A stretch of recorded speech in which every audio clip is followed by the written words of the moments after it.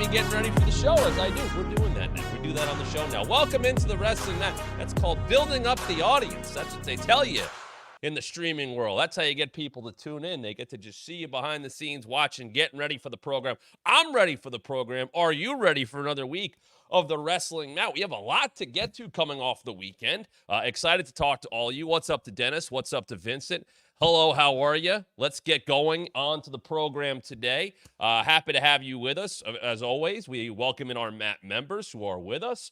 We welcome you who are joining us for the first time. We welcome if you're joining on X or hopefully right here at the WrestlingMatchShow.com, where you can become a member. Yeah, down below, or go to the WrestlingMatchShow.com. Would love to have you aboard. Coming up this week, I wanted to let you know some programming notes before we get into the show today. Before I do that, let me tell you what's coming up on the show today. We're going to talk about, Vincent just mentioned in the chat, Roman and Cody versus Solo and Jacob. Basically, what I want to get into as it relates to that are Cody Rhodes, the presences of Cody Rhodes and Roman Reigns. Is that enough to carry Smackdown right now? Because it feels like it is.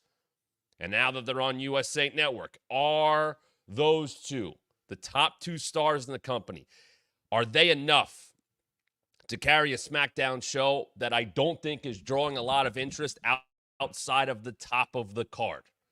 Hey, in the Attitude Era, that worked out at times. Can it work for SmackDown? We'll get into that today. Ahead of Roman and Cody facing Solo and Jacob at Bad Blood, correctly called by Vincent.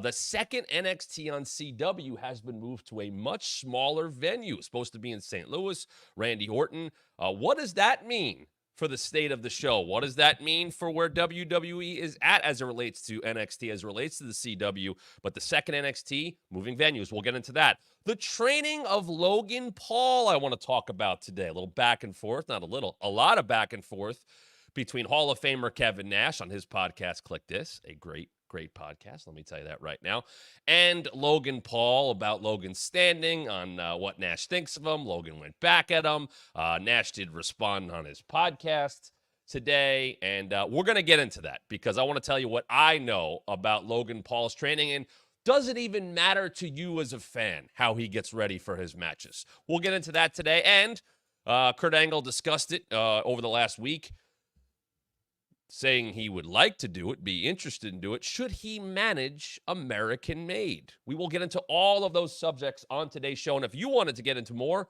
we can do so.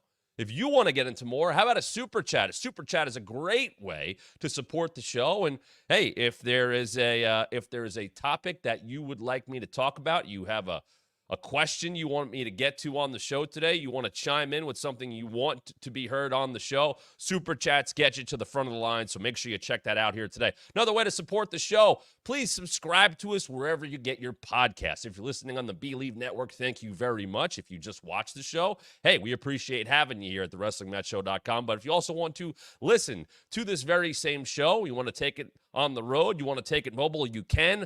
Please subscribe. It's off the Believe Network. We thank them for hosting the program, and you can do so wherever you get your podcast. Rate, review, and subscribe. And if you're listening on the Believe Network, come and join us. Become a member here at the WrestlingMatchShow.com. Now, a couple things I want to announce. So here's what's coming up. Tuesday, normal show tomorrow, except for the fact that for members, you will get it live. A live taping of this show is tomorrow, Tuesday at 11 a.m. Eastern. We'll air at 1 p.m. Eastern for everybody else. We'll be talking about Monday Night Raw, any other big headlines. On Wednesday and Thursday, there'll be taped shows. I have to go in for medical procedure. I'll be fine. Don't worry about it. Wednesday, though, I'm going to present to you my top 5 Hell in a Cell matches.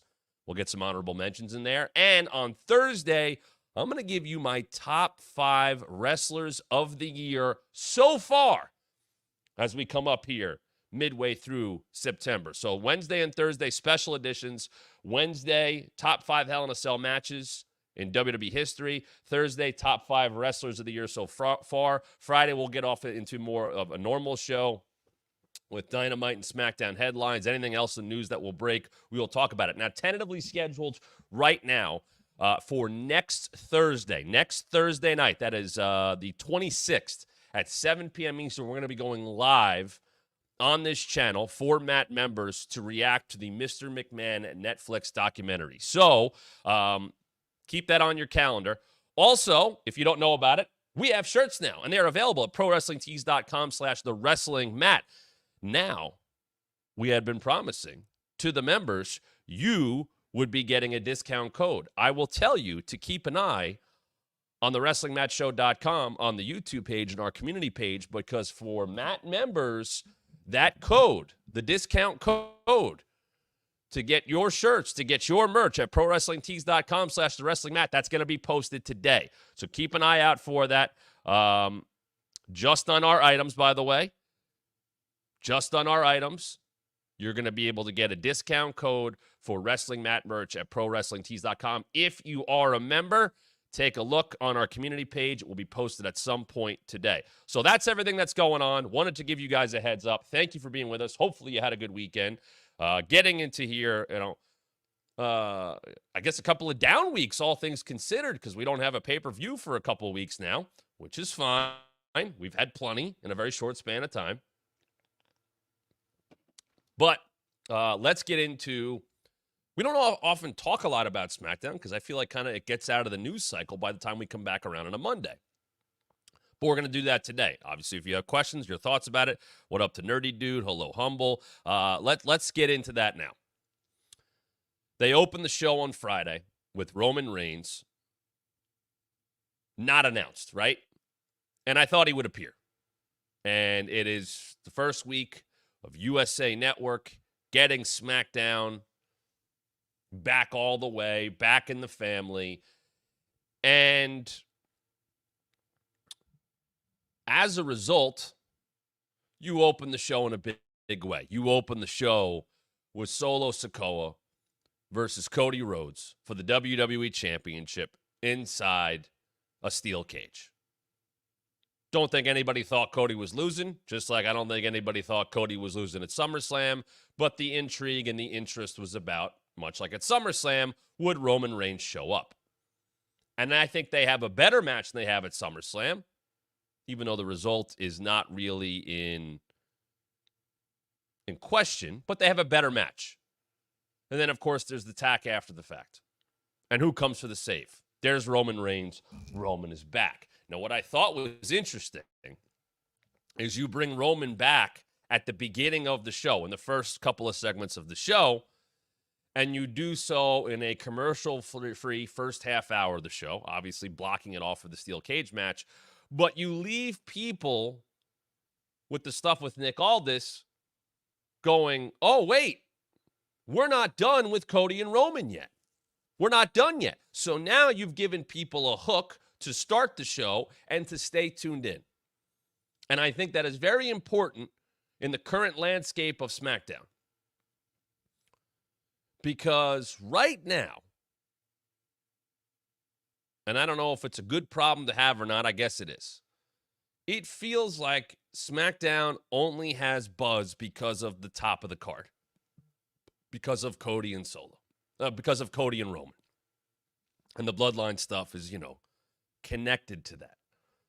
But it doesn't feel like there is a ton of buzz about the rest of SmackDown. By putting the tag titles on the bloodline, they kind of wiped away the rest of the tag division. And then what did they do?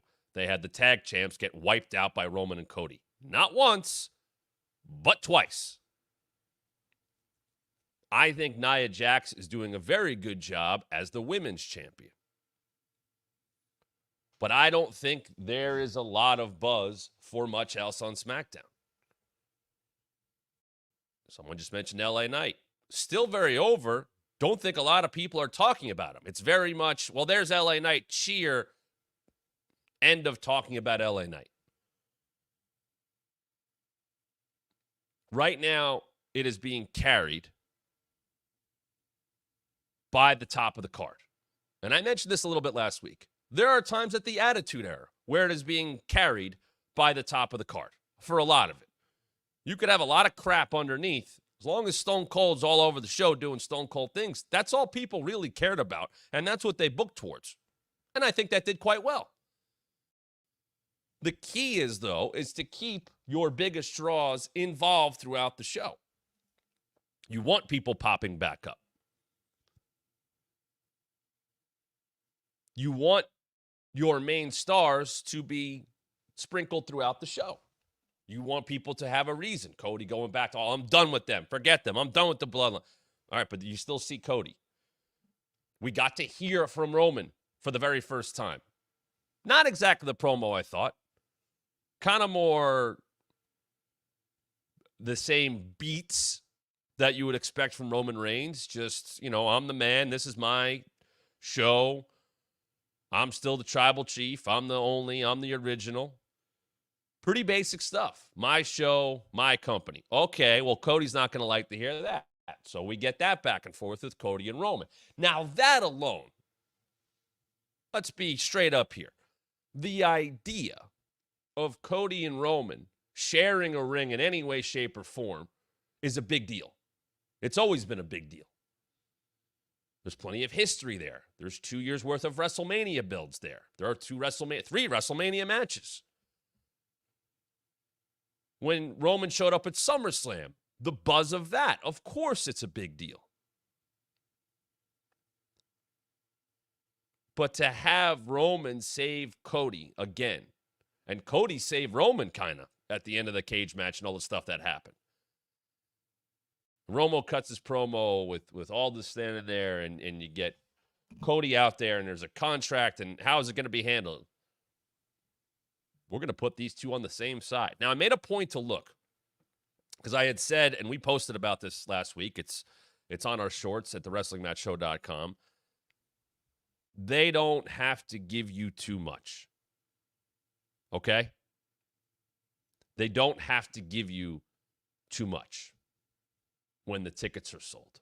They're about 300, according to WrestleTix, they're about 373 tickets away from selling out Bad Blood. They'll do that. They'll probably do that by Friday, if not sooner. You have now put Roman and Cody on the card. Cody was expected, Roman maybe not. But you've now put your biggest two stars on the same side. Give me the contract. Cody, as we're showing a picture here for those watching on video, Roman has already signed it. We have the poll on our community page. We asked you guys about this. What was the best part of Smackdown on Friday? 63% of you said Cody and Roman signed for Bad Blood. The end of the show. 21% of you said the Cody and Solo cage match was the best part of the show. 84% of you basically said that the top of the card was the best part of the show. Orton and Owens got 4%. Andrade and Carmelo, part 5, got 12%. So the focus is where you'd expect it to be. The focus of the fans is where I would expect it to be. And there is such a drop down just in terms of the buzz. This is just real. I see what gets posted. I watch what people are talking about. It's Cody and Roman and everybody else, which is okay sometimes. But it does feel like there's quite a gap there. So you need to have Cody and or Roman sprinkled throughout the show, teased for later on in the show. You need it right now. It doesn't feel like there's a lot of buzz about the rest of SmackDown, but there's a ton of buzz about the biggest part of SmackDown, and that's enough for right now. I will fully admit that is enough for right now. I'm sure USA Network is thrilled to have Cody Rhodes and Roman Reigns on their show, what will be their show. How they maybe adjust those rosters when we get closer to January, we will see. Talked about free agency last week, how I think that would be something WWE could push into a little bit more within their own company. Oh, their Raw contract is coming up. Their SmackDown contract is coming up. Their NXT contract is coming up. You have GMs running all those shows. You have Adam Pearce. You have Nick Aldis. You have Ava. You have people running all those shows. They have to deal with contracts. They have to deal with talent. They have to have their own talent relations department, whatever. But they are giving us something I don't think they necessarily had to pull the trigger on yet. Admittedly, that feels like more of a Saudi offering, putting Roman and Cody on the same side. I wasn't totally sure if we would see Roman wrestle before Saudi. Yes, he's on the Survivor Series poster. There is something to be said for that. I think a lot of people expected him. I think a lot of people expect a new bloodline versus Roman's whatever team that's going to be.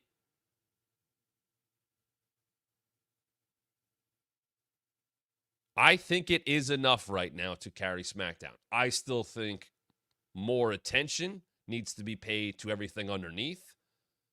Obviously, you got Randy back now with Kevin. That's a good thing. I don't know when you separate Cody off from Roman.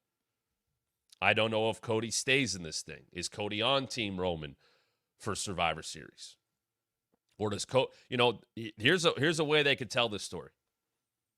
Because Cody said, I'm done. I'm done with the bloodline. That's Roman's to deal with. Which is, I think, fair to say.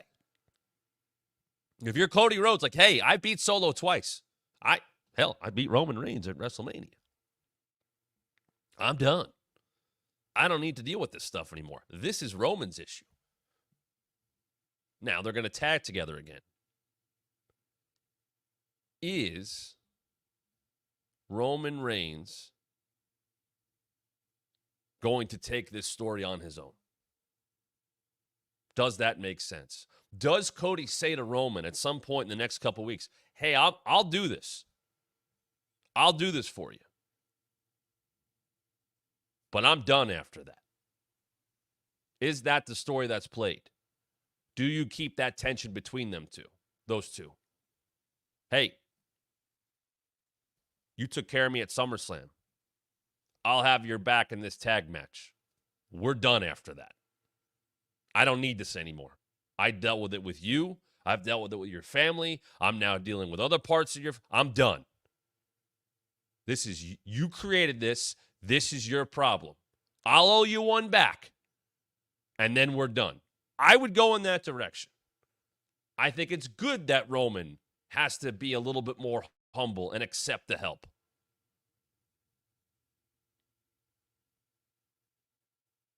Because Roman has been laid out by that bloodline before. He can't do it alone. It wouldn't look good for that bloodline if Roman could do it alone. So Cody can be by his side, but it can't be forever. Rob mentioned last time Roman actually wrestled on SmackDown, December 30th, 2022. Kevin Owens and John Cena versus Sami Zayn and Roman Reigns. An outstanding match. Cena keeping a streak alive of wrestling at least one match every year. Obviously did it last year and this year as well. But yeah, I wonder, if Roman appears on that SmackDown, will he wrestle ever on SmackDown? Will we see that? I think the next next time Roman wrestles on television is, I think he'll be on the Netflix debut. I think that's an all hands on deck situation, which, by the way, I don't want to say it totally was, but they showed, Raw, Gunther, and they showed Priest, and, they showed people from Raw on that SmackDown. Just, hey, they're here too. So they loaded it up from a standpoint of star power. I got to be honest, I expected more from a SmackDown season premiere. I think on the middle stuff, not as much the Roman and Cody stuff. I think they got everything out of that they could want. And it's a big deal, and it did big numbers and will continue to do big numbers. Will we see Roman again this week? Who knows? Hey, Plethora, what's going on? Who else did show up? Hello, Ken. Hello, what's going on? All right. Moving on from that. Quietly announced last week. Not a lot of talk about this, which I realize is because it hasn't happened and because WWE is doing so well with ticket sales. But the second NXT on CW, which will be October 8th. October 1st is the debut. That's in Chicago. Seems to be selling well. CM Punk is on that episode. CM Punk is on NXT tomorrow night. But they are moving the second NXT on CW from the Enterprise Center in St. Louis to the factory at the District in Chesterfield, Missouri. Now, the first place holds 18,000. The second place holds 3,000. So they are moving to a venue with 15,000 fewer seats. Typically, that's lack of ticket sales. That's a concern about the lack of ticket sales. That is, as Vincent noted, the night AEW has to, for scheduling purposes, air on Tuesday.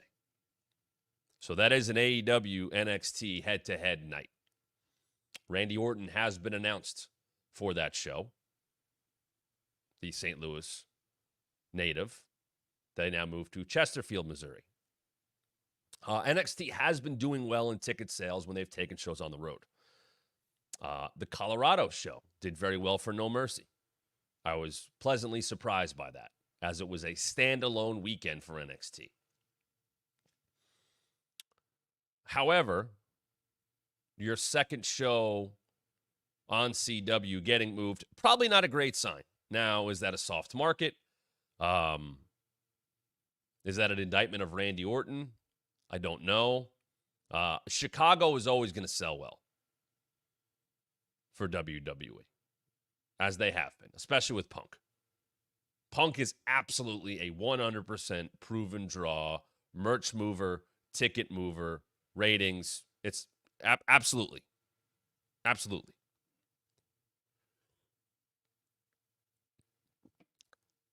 I don't think Randy's ever been at that level. I think people like to see Randy Orton. I don't think he has ever been a ticket mover the way that Punk is. I don't think Randy's ever been a merch mover the way Punk is. NXT, why isn't that drawing better? Why did they have to move that? Were they that worried about the lack of sales? You know, without anything else announced past that Tuesday, past that second show, I would think they go back to the Performance Center, the NXT Arena, whatever the hell you want to call it. That's where they run it. It's their Orlando compound. They're going to go back there without anything else announced. I wish they didn't. I wish they didn't have to. But in terms of being on the road 3 times in a week with 3 separate shows, it's very hard to do. It costs a lot of money to be able to get the crews and all that. The logistics of running a live Monday show, a live Tuesday show, a live Friday show in 3 different places is very hard to do. Now, obviously, in the past, you know, ECW used to tape on the same night as Smackdown or stuff would, you know, be done before Raw. There doesn't seem to be any interest in doing that because you're adding a very likely, you know, 2-hour television program you would have to add to Raw or SmackDown. And I don't think that's going to happen. So maybe, you know, they're trying to make a big splash. Sounds like they want a big viewership. Of course they do for those, you know, that first show. But they're not going to stay in that building. They're moving. I don't know how different. I want to know how different NXT will look when it debuts in the CW. SmackDown got a whole new, theme song and logo and video package and all that stuff. I would expect Raw to get something similar, closer to Netflix time, when it debuts. Will NXT be freshened up in a way? And will NXT be freshened up in a way for that third episode when they're likely back in the Orlando area, back in the Performance Center? Will it have a different feel? I don't know how much that affects people. When you guys watch NXT, do you care that it's in the same venue all the time? Are you used to that? Is that part of the attraction for NXT? It used to have that underdog mentality, right? That was WWE's indie. They're not supposed to be doing stuff like this. This isn't what Vince wants, but hey, NXT is its own thing, and Triple H is running it, and they're doing it full sail. And there was a very strong community. And I think that hurt and helped the brand. I still think it hurts and helps the brand. They're into stuff in a big way sometimes, but that's also not a fair judgment of what the rest of the world thinks of the NXT product. The NXT presentation as of now is the same every week. We know that. I don't mind it. I don't necessarily think it's best for the development of the wrestlers to think maybe something is over in front of those people who are at so many of those TV episodes every single week versus taking it out on the road or having more engagement socially or, anything outside of Orlando. What does that mean? How are they connecting with the audience? Are they projecting beyond that television screen, beyond the 300 or 400 people that come to NXT on Tuesday nights? Are they projecting beyond that? I don't mind NXT as it is. I just do wonder if, like anything, you want to see it get a fresh coat of paint. And perhaps that will happen. Someone who has spent a lot of time in that area getting ready for his matches has been Logan Paul. And I bring up Logan Paul, and I'm going to bring up Logan Paul's extensive cage match profile so I could see all of his matches. But I bring up Logan Paul because he's had quite the back and forth with Kevin Nash over the last couple of weeks. If I had to guess,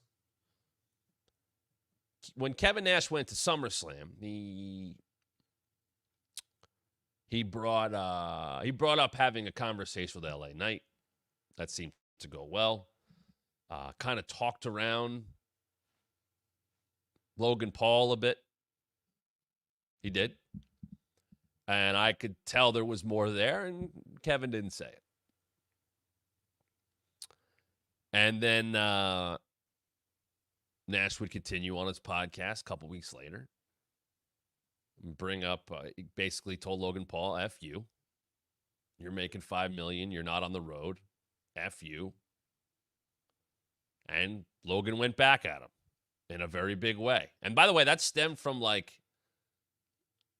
I guess Hogan on Logan's podcast, and Kevin was talking about that and questioned what he learned or hadn't learned, and who knows.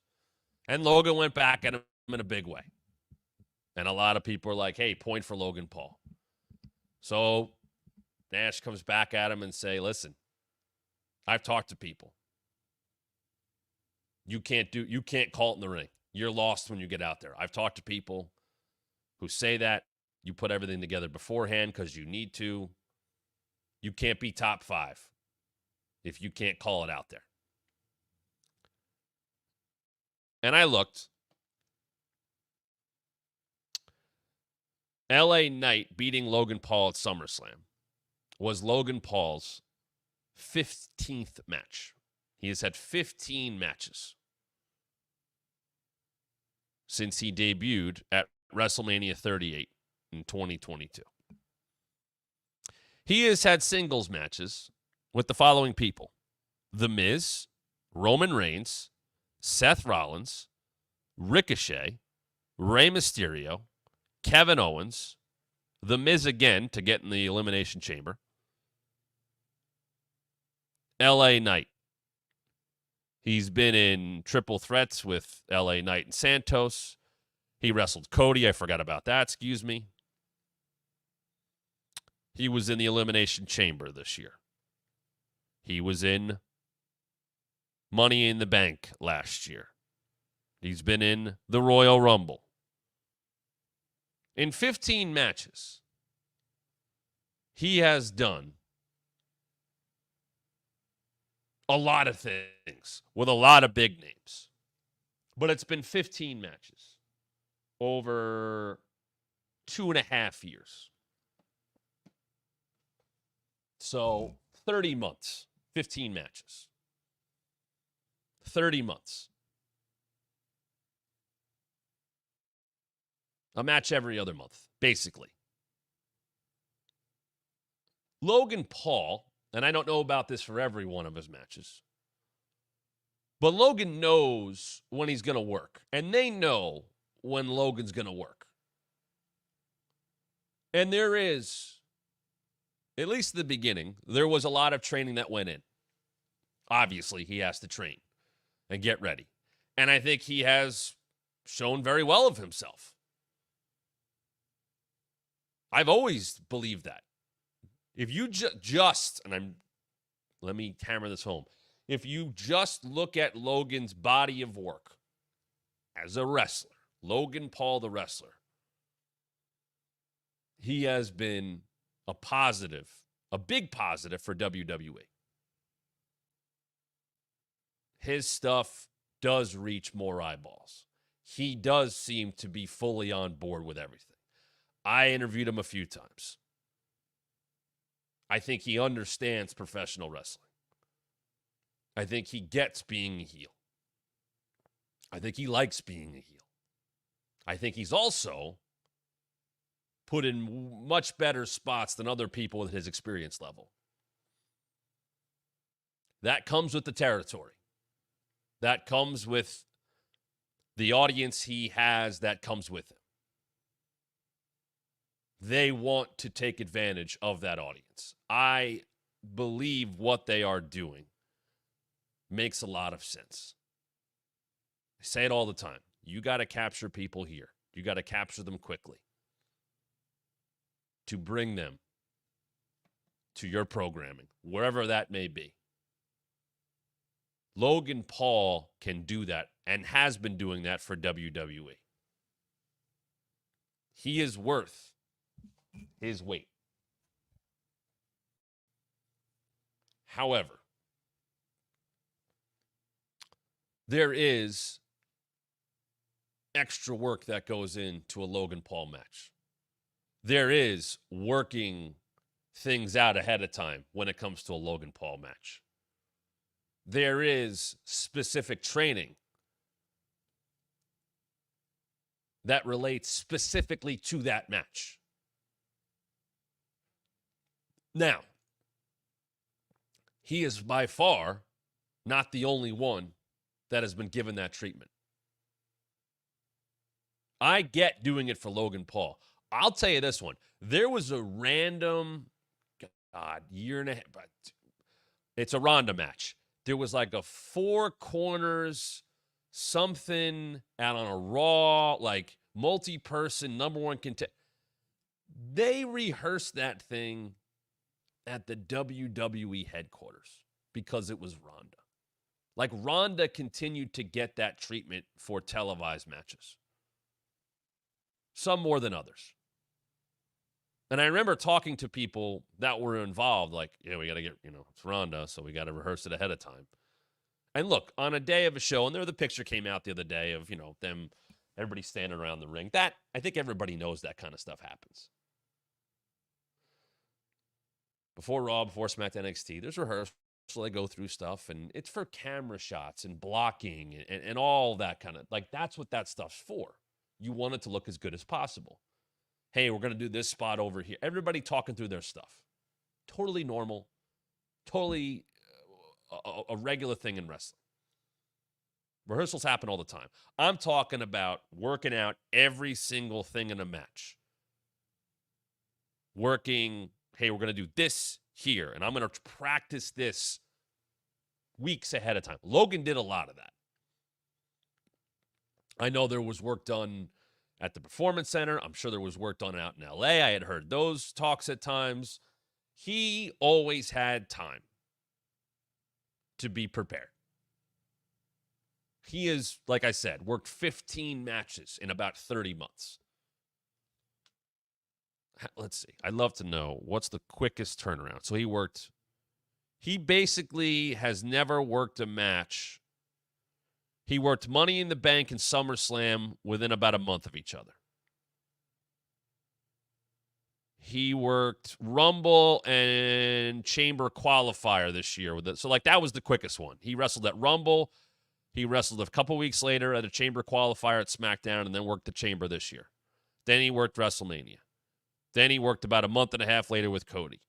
He's always got about a month averaging, and probably more than that. So he wrestled at the Money in the Bank qualifier where he lost on a Smackdown at MSG. The next time he wrestled was a month and a half later against LA Knight at SummerSlam. He always has a significant amount of time to get ready for these matches. I don't know if anybody cares about that. I wouldn't think they do. What he's been able to do in 15 matches in 30 months is unbelievable. And as a fan, I don't know if people really care about that. If he goes out there and puts on a spectacle, which is what a Logan Paul match is, if it's good, if it's entertaining, people don't care how the sausage is made, and nor should they. From a Kevin Nash standpoint, maybe from some other wrestlers' standpoint of view, maybe it's not looked upon so highly. It is a different time in the world, though, now as it relates to wrestling. Logan Paul is valuable to the company. So, how do we get the most value out of him? It's very old school Paul Heyman and ECW. You accentuate the positives, you hide the negatives. Logan Paul's not going to be wrestling every week. Logan Paul's never going to go in there and go, hey, you showed up to SmackDown tonight, you got a match tonight. I do? That's not going to happen. He's probably going to know always weeks, maybe a month ahead of time of his next match or the plan. There's a story from Stone Cold's old podcast, and he has William Regal on, and they were talking about matches. And they talked about how, without saying it, neither was as high on the Randy Savage, Ricky Steamboat WrestleMania 3 IC title match as other people were. And they talked around why they did not regard that in the same way many people did. Now, that is considered one of the best wrestling matches of all time, one of the greatest WrestleMania matches of all time. It's the best match on WrestleMania 3. It's a mat classic. It's very ahead of its time. But the reason that William Regal and Stone Cold didn't show the same amount of reverence towards that match as maybe fans do is because that entire match was worked out ahead of time. Savage was notorious for planning out his matches and not, knowing every spot, knowing where they're going. Not as much calling it in the ring. And he ended up passing that on to Diamond Dallas Page in their feud. And then DDP started to take that approach with things. From a fan standpoint, as long as things go well and you don't notice anything, nobody cares. From a wrestler standpoint, there is a feeling of you can't go out there and just do it. I don't respect you as much. I think that's where Nash is coming from. It does feel like he heard some things about Logan that pissed him off. That maybe Logan has some kind of reputation. I've heard good. I've heard bad. I heard from a longtime veteran who couldn't stand working with Logan Paul. Didn't like how he treated people.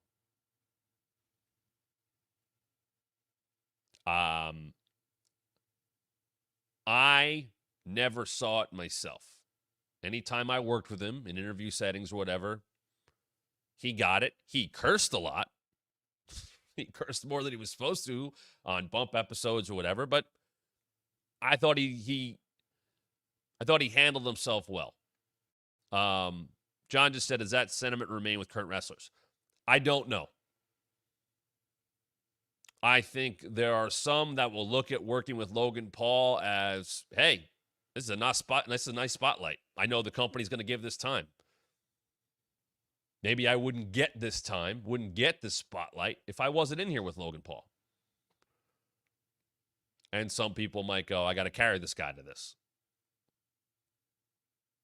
I think it depends on the person. I don't think you're going to, Logan, I've seen people get their Prime bottles sent to their house, and obviously he's a big part of the show. I don't think you're going to hear any current talent say anything negative about Logan Paul. His logo is in the middle of that ring. That's paying bills.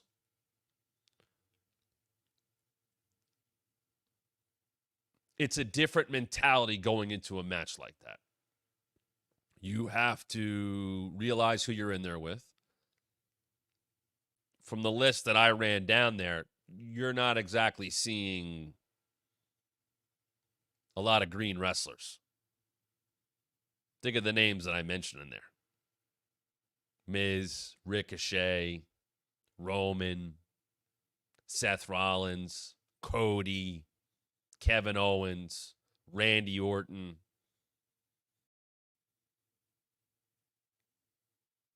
He's in there with people who know what they're doing. He's in there with people that are going to make sure. Rey Mysterio, another one. They're going to make sure he gets where he needs to get to. I would say that based on just ring generalship, I think like the least, in terms of being called a ring general and commanding the ring, and I would say like the one person that I wouldn't put in that category that he wrestled in a singles match is LA Knight. That's just LA. That's just how he is. LA Knight's spotlight has only been lit for a couple years now. And they did what they did, and they had some spots that were spectacular. They had some spots that I was like, whoa, okay, whoa, all right, they're good.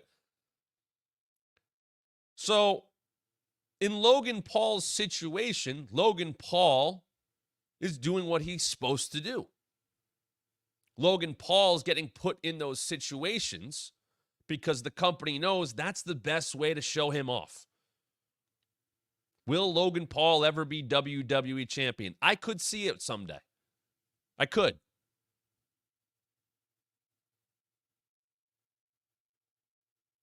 I think he has proven that he can handle himself in the positions that they've put him in. Is he going to start working every week? No.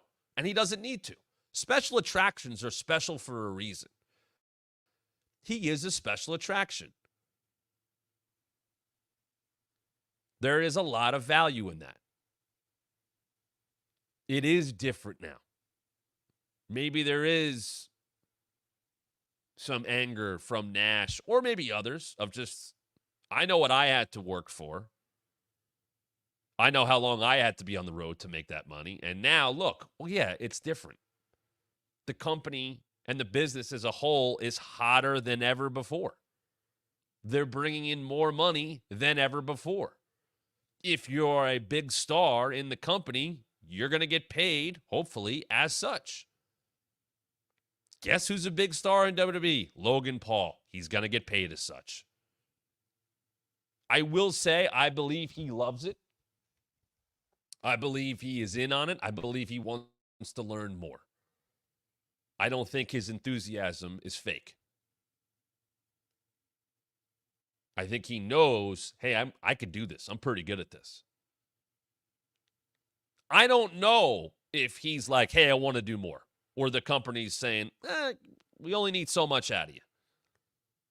That could be part of it too. But I don't think he coasts. I don't think he just skates by. I think the effort that he puts in is what it needs to be what they want. And if Kevin Nash doesn't like the fact that he can't call in the ring, and Kevin Nash doesn't like the fact that he's not on the road, I think that is the reality of the state of the business. I would want $5 million to work such a little schedule, such a small schedule. Of course I would. But I don't think it really matters to the fans how often we see Logan Paul or how he prepares for his matches. As long as he's delivering, which he has been, then it will continue to be business as usual. I want to say thanks to Glenn. He has just purchased the first wrestling match shirt, which you can also do right now at prowrestlingtees.com/thewrestlingmat. And for our community members, you got to stay tuned. For our Mat members, you got to stay tuned to our community page, because that is where you will find the promo code to get a discount on Wrestling Mat merch. So make sure you check that out. If you're listening on the Believe Network, thank you very much. Head on over to the WrestlingMatchShow.com to our community page. Become a member, and you can get special things like discounts on Wrestling Mat merch. So thanks to Glenn for purchasing that first shirt. And Michael, I know, is going to be the recipient of that shirt. All right, one more thing I want to hit on today, because I know he addressed it. Kurt Angle managing American Made. The idea of that. He shows interest. I look at the group as it stands. Creed Brothers, Ivy, Chad Gable. Does this group need a manager?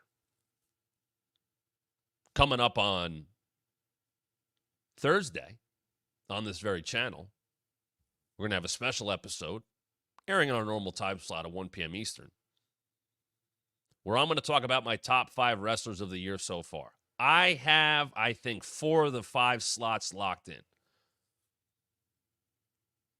I am considering putting Chad Gable in that top 5. The work that Chad Gable has done for the last probably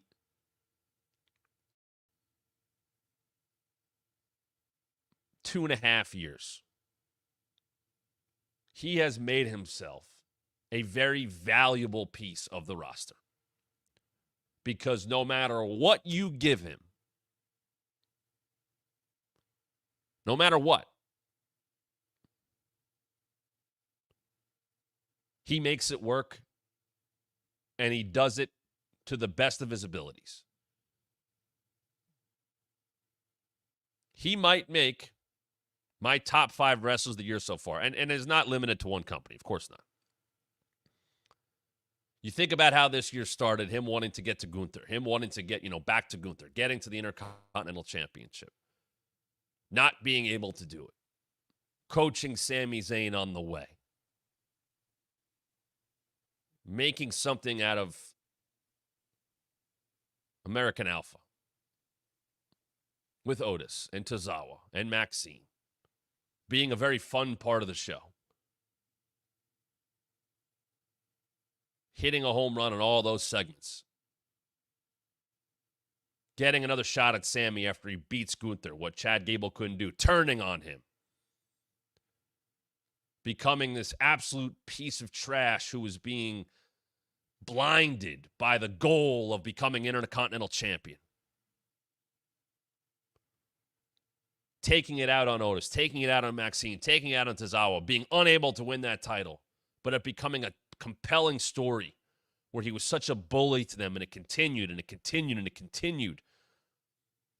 I still don't think they had, and maybe they still could, the big blow-off they could with Chad and Otis. The fact that they have not had that match yet is pretty wild to me. And maybe that could still happen, or maybe not. Because I think Chad is a big reason that Otis was getting the cheers that he was getting. Back to the levels where he was at the beginning of 2020. Chad Gable has been trusted to be the foils for the relaunch of the Wyatt family. And I think he's done a good job with that. Even when they've made him look like a goof at times. By saying, I figured it out. It's Bo Dallas. Yeah, we know. But he's done everything that they've asked. He's taking the Creed brothers under his wing now. He's taking Ivy under his wing. It is his faction. Kurt Angle is a Hall of Famer. Kurt Angle is an all-timer. American Made does not need Kurt Angle because they have Chad Gable. I don't think you want to take any time away from Chad on the mic. I don't think you want to push the Creed brothers further into the background.